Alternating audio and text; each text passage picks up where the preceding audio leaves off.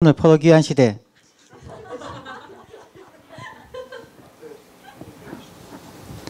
포로 귀한 시대인지 김문배 귀한 시대인지 잘 모르겠다. 자, 본문은 히브리서 10장 24, 25절 말씀입니다. 다 같이 오늘 읽고 외우면 됩니다. 시작. 서로 돌아보아 사랑과 선행을 격려하며 모이기를 피하는 어떤 사람들의 습관과 하지 말고 오직 권하여 그날이 가까움을 볼수록 더욱 그리하자. 히브리서 10장 24, 25절 말씀. 새로운 삶. 오케이. 오늘 그래서 포로 귀한 시대를 하면서 본문은 히브리서 10장 24, 25. 어차피 여러분 외워야 되는 부분이니까 보너스로 선택을 했습니다. 자, 여러분들 한국 만화들 많이 좋아하는지 모르겠는데요. 아주 옛날 만화입니다. 이연세 씨의 만화이고요. 영화로도 만들어졌어요. 공포의 외인구단. 알아? 그러니까 야구 선수들 가운데서 뭐 실력이 별로 없었다든지 뭐 다쳐서 부상했다든지 아니면 나이가 들었다든지 심지어 뭐 외팔이도 나오지. 팔이 없다든지 그래서 야구의 꿈을 잃어버린 도저히 다시는 야구장에 설 수 없는 누구도 자기들을 선수로 하이어하지거나 스카우트하지 않는 그러한 몇 명의 야구 선수들이 어느 날 갑자기 이제 하나의 쪽지를 받죠. 그리고 어느 지역에 오십시오. 뭐 아주 사람들이 없는 외딴 섬으로 가서 거기에서부터 이제 감독이 그들을 조련시켜 나가는 과정이죠. 처음엔 너무 어렵고 힘드니까 감독에게 반발도 하고 도망가기도 하고 뭐 여러 가지 어려움이 겪는데 그 과정을 겪고 난 후에 이제 그들이 공포의 야구단, 그래서 제목이 공포의 외인구단, 안에 있지 못하고 바깥에 있었던 아웃사이더들이 그 다음부터는 잘한다고 하는 모든 팀들을 이제 깨부수는 그러한 인생 역전 드라마에 대한 영화예요. 만화예요. 시작은. 내가 여러 사람들에게 얘기하지만 은혜교회의 사역이, 나의 사역이 항상 이야기합니다. 나는 공포의 외인구단을 만드는 게 내 사역이다 라고 그렇게 얘기를 해요. 왜냐하면 뭐 딴 데 가면은 여러분도 뭐 좋은 사람으로 취급받을 수 있지만 내가 바라보는 것은 이제 여러분들이 외형이 아닌 내면을 바라보면서 우리의 내면이 항상 깨어지고 상처 입고 힘들고 어려운, 그러면서도 남들에게 들킬까 걱정되어서 끊임없이 가면을 쓰고 자기를 치장하는 시대, 요즘같이 어려운 시대에 진짜 취직하기 힘들고 뭐 3포 시대, 5포 시대, 심지어 7포 시대라고 이야기하는 이 시대, 외인과 같은 여러분들에게 어떻게 하든지 여러분들이 공포의 외인구단 멤버로 거듭날 수 있게 해주고 싶은 것이 나의 소망이고 나의 목표예요. 그렇기 때문에 이제 상담을 많이 하고 멘토링을 많이 합니다. 그래서 여러분의 이야기를 들어주고 여러분의 좌절, 여러분의 실패, 그래서 여러분에게 많이 나타나는 sadness, 그 다음에 depression, frustration 이러한 얘기들 들어주고 그것을 회복시켜서 여러분이 다시 비상할 수 있는, 새와 같이 날 수 있는, 그러니까 전인격적인 회복을 위하는 것이 나의 사역이에요. 나는 그것을 추구해요. 그렇기 때문에 뭐 대형 교회라든지 멋진 프로그램 이런 거는 나는 별로 좋아하지 않아요. 왜냐하면 한 명 한 명을 다시 세워가는 게 엄청 힘들어요. 여러분도 아는 것처럼 나 혈압 갑자기 285까지도 올라간다니까. 하지만 한 명을 세우는 것, 한 명이 공포의 외인구단으로 일어설 수 있는 것, 그게 가장 소중한 사역이라고 나는 믿기 때문에 이런 사역을 하고 있는 거예요. 여러분이나 나나 우리는 외인구단이 맞잖아요. 여러분들이 남들보다 더 뭐 건강한다든지 아니면 성적이 좋아서 아이빌리그에 간다든지 뭐 이런 것은 아니잖아요. 여러분 가운데 한 번이라도 좌절하지 않은 친구가 없을 거예요. 힘들고 고통스럽고 여전히 고통스러운 여러분의 삶입니다. 그런데 요한복음 10장 10절에서 예수님 말씀하신 것처럼 내가 즉 예수 그리스도가 온 것은 양으로 모든 사람으로 생명을 얻게 하고 더 풍성히 얻게 하려 함이라. 그게 예수님이 오신 목적이거든요. 예수님의 목적은 항상 그렇게 두 가지가 있다는 거예요. 생명, 영생을 주는 것과 그 생명이 현실에서부터 시작해서 풍성하게 abundant life를 살게 하고자 하는 것이 예수 그리스도에 오신 목적이라는 거죠. 그런데 교회가 지나치게 그냥 예수 영접하면 천국 가고 모든 것이 끝나는 것처럼 내가 예수 믿고 나서는 그 다음에 구원받았으니까 무언가를 해야 하는 사명자로서 소명자로서 자꾸만 우리가 강조해 간다는 거죠. 그래서 쉽게 이야기하면 이런 경우와 같을 수가 있어요. 이제 아이가 태어났어요. 새 생명의 기쁨이죠. 자, 너 뭐 될래? 그냥 일 시키려고 하는 거죠. 지금 여러분들이 가장 듣기 싫은 말 중에 하나가 뭐예요? 뭐 될래? 꿈이 없는데, 아니 꿈을 말하기에는 현실이 너무 척박한데, 아직도 내가 힘들고 지쳐 있는데 expectation이 너무 높은 거죠. 뭐 될래? 하나님을 위해서 너는 뭘 할 거냐? 그러면 여러분이 대답할 수 있는 것은 하나밖에 없어요. 마땅히 대답할 건 뭐예요? 선교사. 그 외에는 할 말이 없잖아.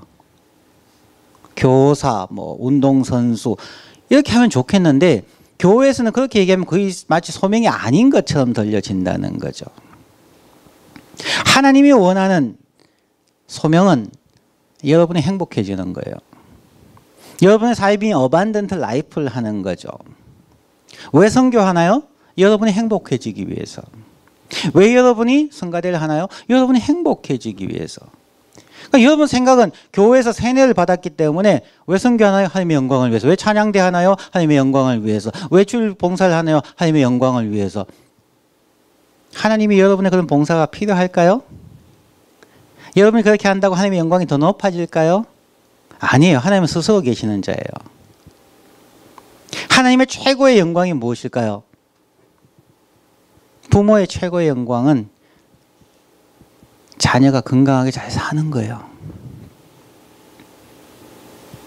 나도 아이가 20대가 3명이다 보니까 항상 애처롭고 안타깝고 힘들어요. 여러분 나이 또래의 아이들이 있다 보니까 대학 생활의 좌절, 앞날에 뭐 해야 될지 몰라. 우리 아이들도 그래. 내년에 아빠 나 갭이어 하고 싶어요. 그래 하고 싶으면 해라. 난 뭐 해야 될지 모르겠어요. 그래 시간을 가지고 한번 찾아봐라. 너가 하고 싶은 것, 너가 행복해질 수 있는 것을 해라. 그게 부모의 마음이에요. 부모의 마음대로 막 여러분을 자녀들 몰아넣어 가는 것은 좋은 것이 한 30%가 있다면 부담과 좌절을 느끼게 하는 게 한 70%는 될 거예요. 그런데 교회가 그렇게 하고 있다는 거죠. 우리의 모든 삶이 하나님의 영광을 위해서 살아라고 자꾸 얘기하는데 하나님이 우리에게 원하는 것은 내가 온 것은 양으로 생명을 얻게 하고 더 풍성히 얻게 하려 함이라고 얘기했지. 내가 온 것은 양으로 생명을 얻게 하고 내 사명을 감당하게 하기 위함이다. 이런 얘기 없어요. 여러분들이 회복되어지는 거예요.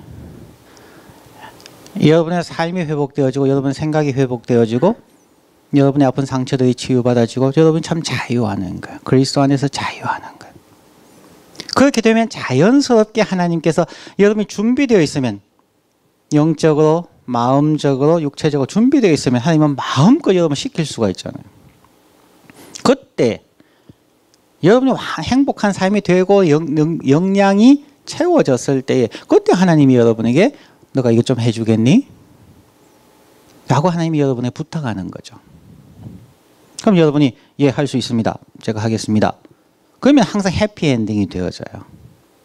그런데 강요하고 억지로 하고 할 수 없는데 막 힘들어하고 이렇게 하면은 서로가 불편하고 피곤해지는 거죠.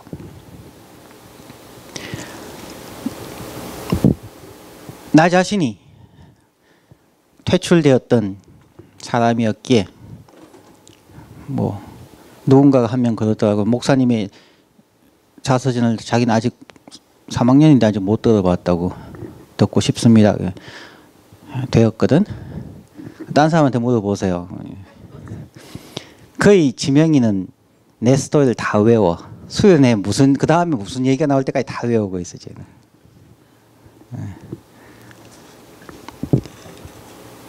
가장 바닥까지 가봤었기 때문에 그 상황을 실패자의 삶이 어떤지 내가 알고 거기에서 벗어나는 것이 혼자의 힘으로 안 된다는 것도 알고 그때 가장 간절하게 기도했던 것은 하나님 내가 도저히 스스로 일어날 수가 없으니까 하나님이 날 사랑하신다면 그 정표로서 나를 이끌어 줄 수 있는 친구를 보내주십시오. 신기하게 고등학교 3학년 때부터 내 앞에 친구들이 한 명씩 걔가 떠나가면 다른 한 명이 오고 한 명이 오고 그런 식으로 해서 내가 다시 회복할 수 있었어요. 그 과정을 거쳐가면서 이제 공포의 외인 구단의 한 부분이 한 파트가 될 수 있었다는 것이 감사하고 그것이 고백이고 또 여러분들에게 내가 할 수 있고 해주고 싶은 그런 사역이에요. 자, 어떻게 하면 회복되어질 수 있는가? 공포의 외인구단 같은 경우에 첫 번째 했던 것은 그들에게 메모를 주고 일정한 장소로 오라는 거죠. 현재 자기가 있는 곳에서 떠나라는 거죠. 그리고 일정한 장소에 모여서 그 장소에 모임으로 말미암아서 갈등이 있지만 두 번째로 그곳에서 코치와의 심각한 실랑이를 통해서 못합니다. 나는 할 수 없습니다. 그런데 지독한 훈련을 시키고 바닷물 속에 들어갔다가 진흙밭을 뛰어다니다 가는 그 어려운 훈련을 통하여서 디스플린을 통해서 그들이 회복되어지죠.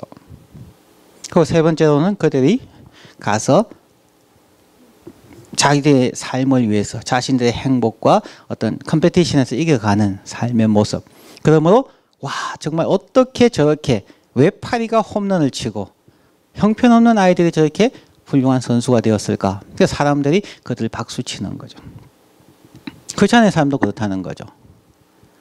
이 세 가지 어디에서 모여야 한다는 것. 두 번째는 거기에서 처절한 디스플린을 통해서 옛날의 그 초심의 그 열정과 비전을 회복해가는 아주 긴 몇 년 동안의 훈련이 필요하고요. 세 번째는 그것을 나아가서 자기의 영역을 개척해감을 통하여서 자신이 아니라 자신이 하나님께 영광을 돌리는 것이 아니라 주위 사람들이 그들의 변화되는 삶을 보고 와 저들이 섬기는 하나님은 진짜 살아계시는구나. 여러분이 하나님께 영광 돌리고 하지 마시고 여러분 주위의 사람들이 여러분을 보고 여러분이 섬기는 하나님이 참 신이구나 살아계신 하나님이구나 라고 고백하게 해주는 그게 그리스도인의 삶이에요. 그렇지 않으면 늘 자기 혼자 잘난 척하고 자기 혼자 막 자랑하고 그러잖아요. 딴 사람들은 박수 치지 않는데 자기 혼자 그런 거예요. 그러면 안 되는 거죠.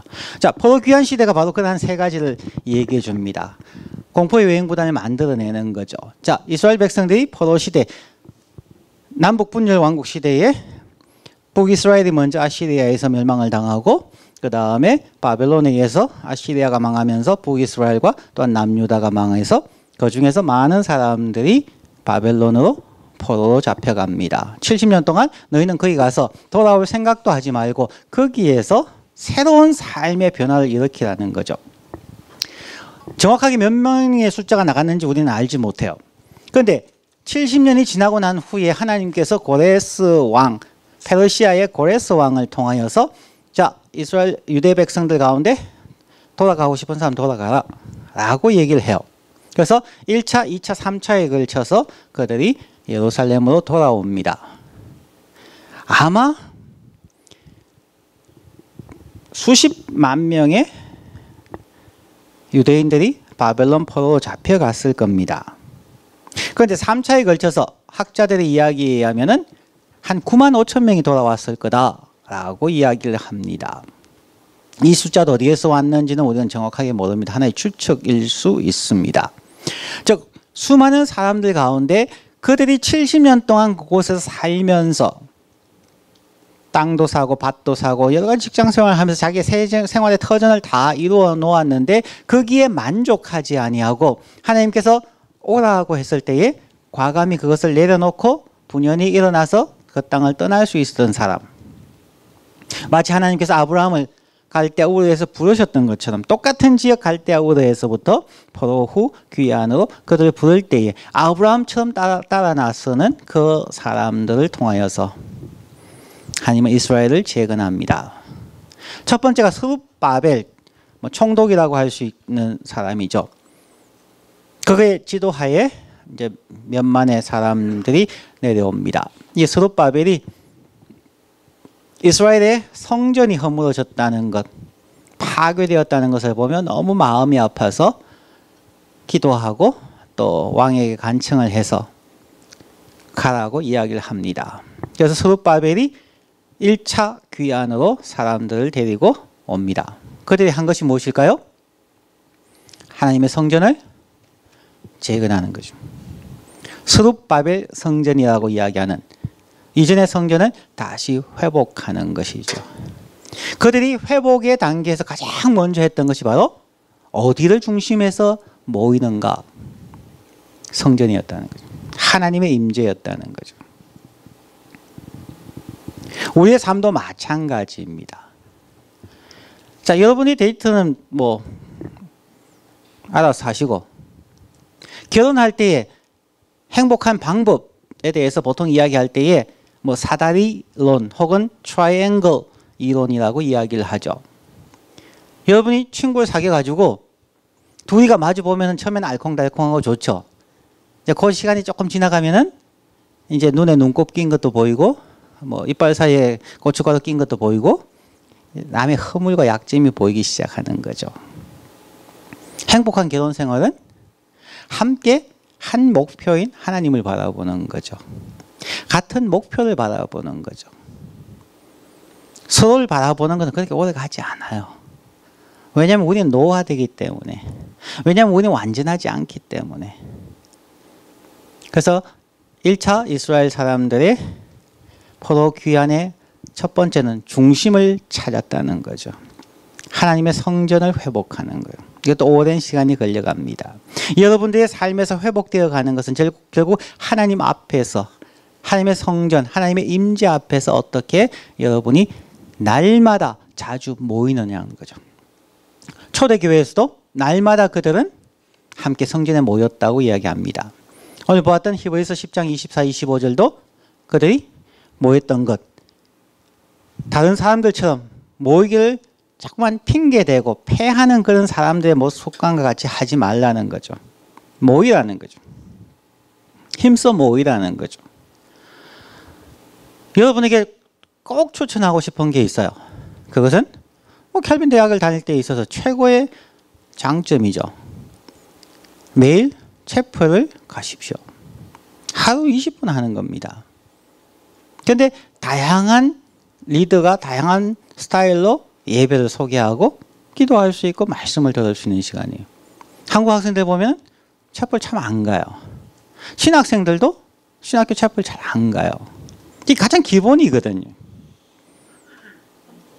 주일날 교회에 오는 것, 토요일, 주일, 주말 교인이 되지 말고 날마다의 교인, 날마다 하나님의 임재 앞에 나아가는 것. 켈빈같이 좋은 채플 시스템이 어디 있어요? 그것은 디스플린이에요. 왜 안 갈까요? 자고 싶죠. 피곤하죠. 여러 가지 많은 일들이 있습니다. 여러분에게 추천하고 싶은 것은 하루의 삶의 프라이오리티를 채플에 두라는 거죠. 먼저 여러분에게 성전이 회복되어져야 하고 날마다 성전에 모이기를 힘써야 한다는 것입니다. 꼭 부탁합니다. 채플 가십시오. 가서 5분 일찍 가서 기도하시고 마치고 5분 기도하시면 하루에 여러분들 10분 이상 개인 기도를 할 수 있어요.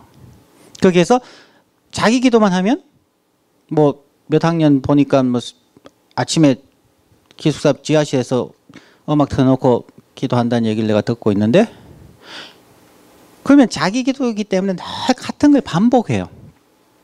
하지만 그러한 채플 같은 데 가면 기도 제목을 주고 하다 보면 기도가 다양해지고 폭이 넓어지고 많은 점에서 참 좋아요. 그럼 여러분에게 채플을 가기를 강추합니다. 두 번째 그들이 했던 것이 있어요. 두 번째는 SR 중심에서 학계와 이러한 사람들이 성전을 재건하는 가운데서 이제 율법의 두루마리, 요즘 말로 하면 성경을 찾아내죠. 그리고는 백성들을 다 불러 모아놓고 이제 부흥회를 하는 거죠. 하나님의 말씀을 읽어주고 하나님의 말씀을 설명하고 그들이 같이 하나님 앞에서 통회하고 자복하고 자기들뿐만 아니라 자기 조상들의 죄부터 시작하여서 자기들의 연약함을 하나님 앞에 고백하면서 회개하고 돌이키는 부흥운동을 일으킵니다. 그것이 2차 포로 귀환에서 가장 중요한 사건이에요. 그래서 여러분 삶 속에서 채플 중심으로 또 뭐 교회나 하나님의 임재를 중심으로 하게 되면 자연스럽게 이루어지는 것이 사람에 의한 도전, 사람에 의한 변화가 아니라 하나님을 만남으로 인해서 하나님께서 하나님의 말씀이 여러분에게 챌린지하고 하나님의 성령이 여러분 안에서 말할 수 없는 탄식으로 중보하시면서 여러분을 이끌어 가시는 그것에 끌려가면 하나님의 은혜로 여러분이 변화될 수 있다는 거죠. 그래서 진정한 영적인 부흥이 일어날 수 있다는 거죠. 억지로 하는 것이 아닌, 그러니까 어느 장소에 가면 예를 들어서 뭐 양초를 파는 매장이나 뭐 펄퓸을 파는 매장에 뭐 자주 들어갔다 오면은 여러분의 몸에 좋은 냄새가 당연히 묻어나는 거죠. 하나님의 성전과 하나님의 말씀 앞에서 자주 여러분이 나아가게 되면은 여러분의 영혼과 마음과 삶에 하나님의 은혜가 묻어날 수밖에 없어요. 그렇게 회복되어져 가는 거죠. 세 번째는 이제 느헤미야를 중심해서 3차 귀환이 이루어지고 그들이 하는 것은 성벽을 재건하는 것입니다. 성전을 만들고 부흥회를 하고 영적인 각성이 일어나고 그 다음에 그들의 안전을 위해서 예루살렘 성벽을 만들고 성벽 안에 집들을 짓고 성벽 밖에도 짓고 성벽을 통해서 그들의 삶의 세이프티에 대해서 이제 시큐리티에 대해서 이제 그들이 울타리를 만들게 됩니다. 하나님으로 말미암아 성전 중심에서 영적인 부흥이 일어나고 그것이 어디에서 결론되어져야 하는가? 여러분의 삶의 행복으로 나아가는 여러분의 삶 속에서 사람들이 보기에 참 안전하고 행복해 보이는 삶으로 나아가야 되는 거죠. 여러분의 삶에서 이 세 가지가 첫째는 이루어지고 있는지, 두 번째는 순서가 맞는지를 보는 게 중요해요. 이 더치 아메리칸들 보면은 참 짠돌이에요.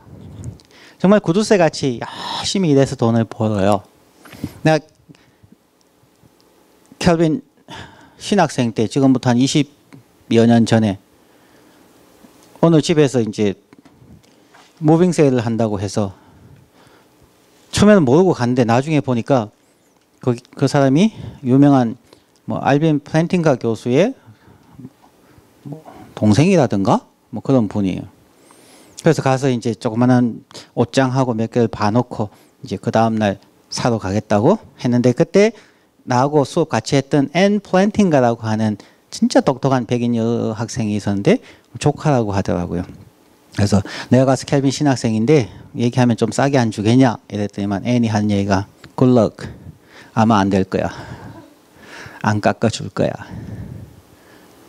지독하게 안 깎아주고 지독하게 돈을 벌어요. 그런데 더치 아메리칸들의 지출의 우선순위가 있어요. 이 세 가지는 항상 정해져 있어요. 이 사람들 무엇에 제일 먼저 돈을 쓸까요? 두 번째는 뭘까요? 세 번째는 뭘까요? 첫 번째는요? 교회 헌금이에요. 첫 번째 하나님께 드리는 거죠. 두 번째 뭘까요? 크리스천 스쿨이에요. 자녀들 거의 다 크리스천 스쿨에 보낼 뿐만 아니라 어려운 사람이 있으면 교회 안에 스튜던트 펀드가 있어가지고 같은 교인 중에서 재정이 부족한 아이들 크리스천 스쿨 보낼 수 있도록 교회에서 스튜던트 펀드를 대어 주어요.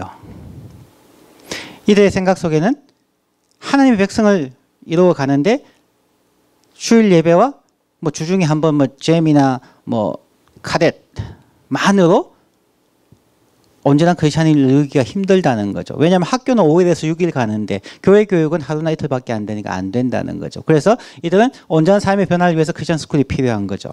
그래서 프리스쿨부터 시작해서 칼리지까지 기독교 학교를 만들어 갑니다. 그러니까 철저한 기독교 훈련을 시켜가는 거죠. 그렇기 때문에 교회보다 학교가 재정이 훨씬 많이 듭니다. 첫 번째로 교회 헌금하고 두 번째 크리스천 스쿨을 위해서 도네이션을 합니다. 세 번째가 뭘까요? 그리고 돈이 남으면 자기 집을 위해서 써요.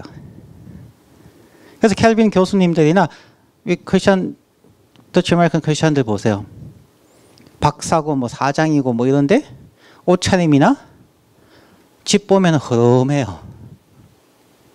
왜냐하면 자기를 위해 쓸 돈이 별로 없어요. 앞에 다 교회와 기독교 학교에 도네이션 하고 남는 것을 자기들이 쓰기 때문에. 그리고 이 첫째, 둘째, 셋째 우선순위가 있기 때문에 뭐 신학생이든 누구든 관계없이 안 깎아줘요.